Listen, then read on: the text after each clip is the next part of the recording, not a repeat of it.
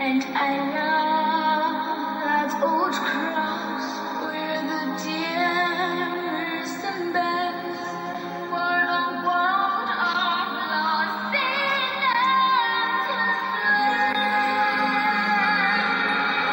So I'll cherish that old rugged cross till my trophies at last I lay down. I will cling to the old rugged cross and exchange it someday for a crown. To that old rugged cross I would ever be true. Its shame and reward carried here. Then he'll call me someday to my home far away, where its glory forever I'll share. So I'll chase that old rugged cross till my trophies at last I lay down. I will cling to the old rugged cross and exchange it someday for a crown. In the field of sports, you'll never find a star without a coach.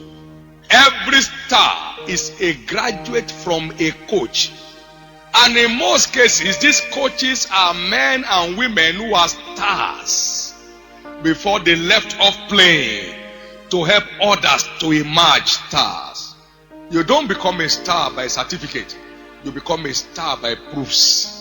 Everybody has the potentials. But most people will never have their potentials, have expressions while they are on earth. Life without a bearing is a burden. Where there is no vision, the people perish. Without divine guidance is a life made naked. Knowing where you are going is the first step you need in order to get there. Everybody belongs somewhere. There is no place in life called anywhere. And that's why everyone going anywhere never gets nowhere. Vision. A discovery of where you belong in the race of life. Knowing your field, where you have to invest your energy and your resources.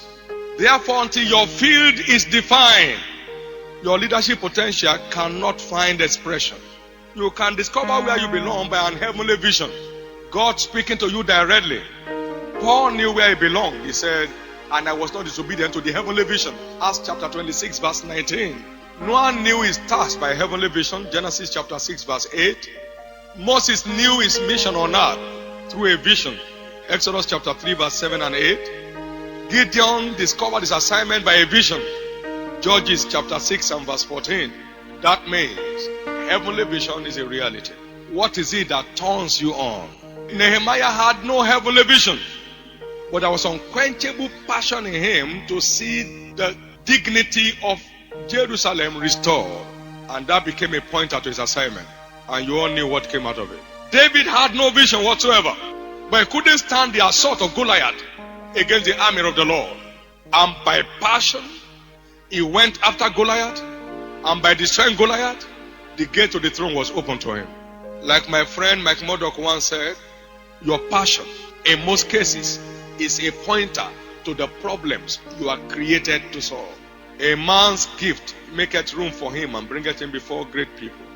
Your assignment or your talent can be a pointer to your assignment on earth. It is one thing to know where you are going. It's another thing to know what it takes to get there. To know what it takes to get there may be less than 1 week. Within 18 hours, I knew the kind of ministry that was delivered to me. But it took months, 28 months, in getting ready for it. That's not talking about all of the years in the past without knowing it was going to end up in ministry.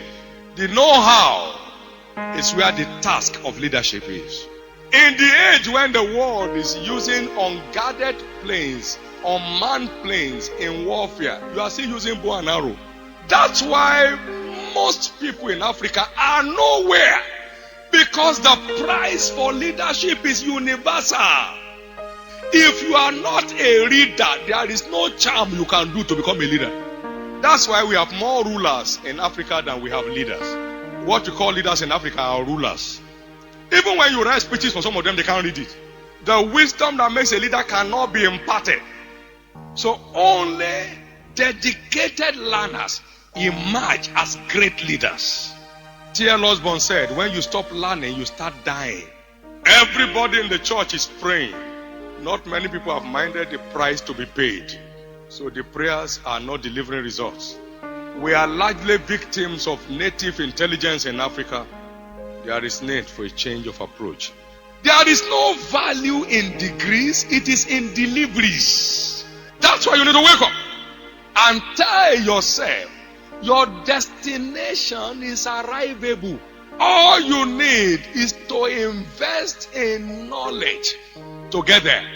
Tell yourself bitter truth. I can't get there by wishing. I better walk my way to get there.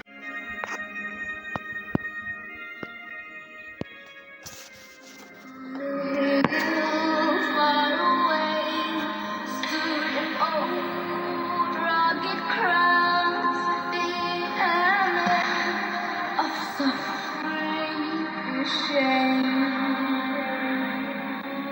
And I love that old cross.